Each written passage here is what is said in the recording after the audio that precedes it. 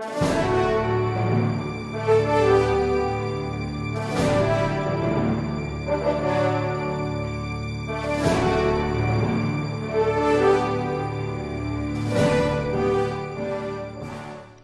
is not the way to qualify the witness.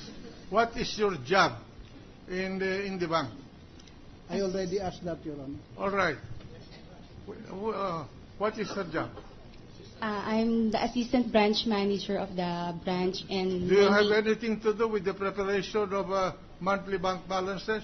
none, Your Honor. Oh, how can she be competent? Your Honor, can I make a manifestation? Go. I'm asking you, how can your witness be competent? She is here to produce me the documents, Your Honor, of the bank. Then don't say that she is going to prove the bank balances because she's incompetent.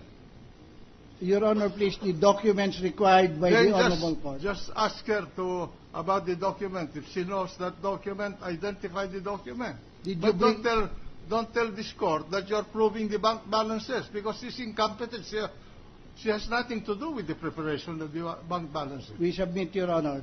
May I proceed, Your Honor? Did you bring the documents required by the Honorable Court and which Mrs. Dison requested you to bring here? No basis, Your Honor. The question, if we may be allowed to explain, Your Honor, the question asked for the authority to bring the document. There is no showing that a subpoena had been issued delineating the particular documents, book, or accounts that must be produced by the witness in today's hearing, Your Honor. Your in Honor- the first place, no subpoena had been mentioned by the witness. Your Honor, please, Have you requested for a subpoena? it was a direct order of the presiding officer. No, the order of the presiding officer, you might think that I'm senile. I'm 88 years old.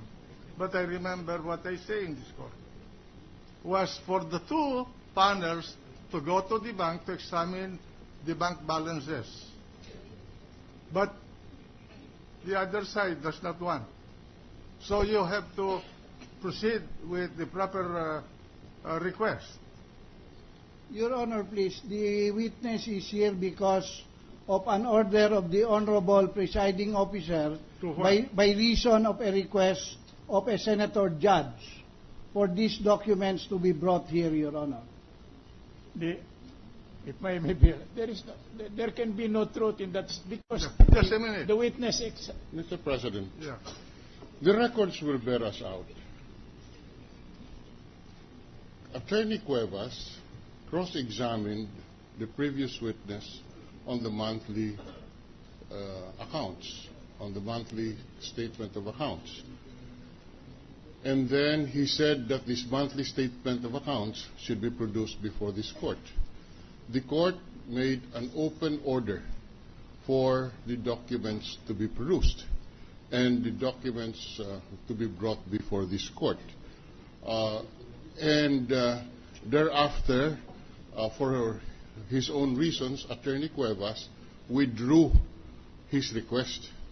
But the court has already issued an order in open court, direct order to the witness, to produce this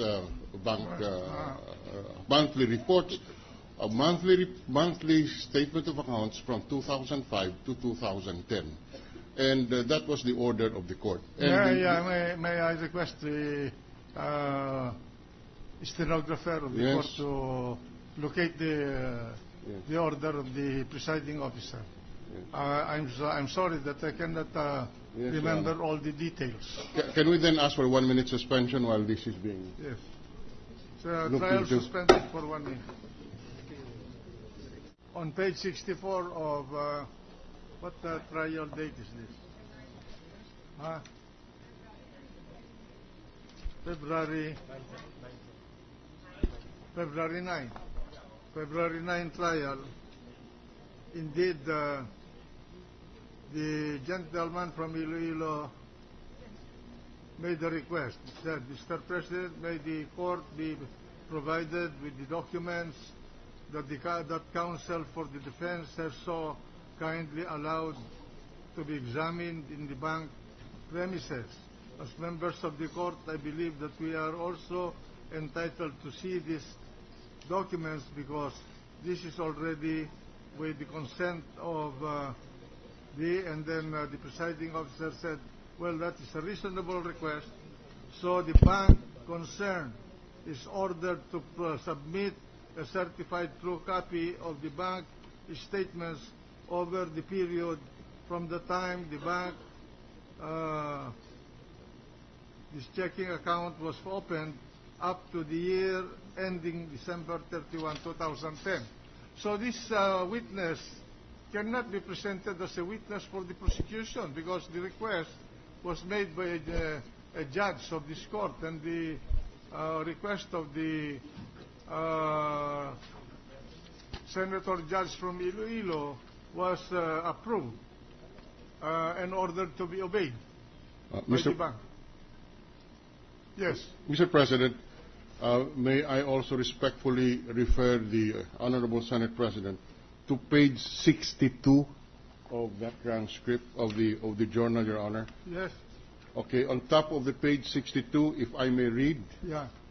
Mr. Cuevas, quote Mr. Cuevas, in view of the answer of the witness, Your Honor, may we respectfully request that the statement of account covering these periods 2005, 2006, 2007, 2008, 2009, 2010 be produced by the witness at the most convenient time, considering her condition now, Your Honor.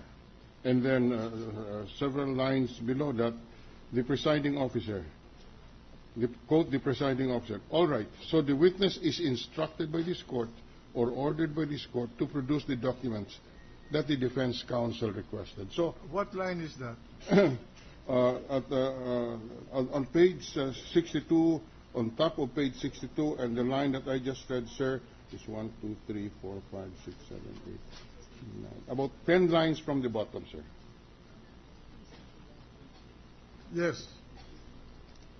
So the witness is instructed by this court or ordered by this court to produce the documents that the defense counsel requested.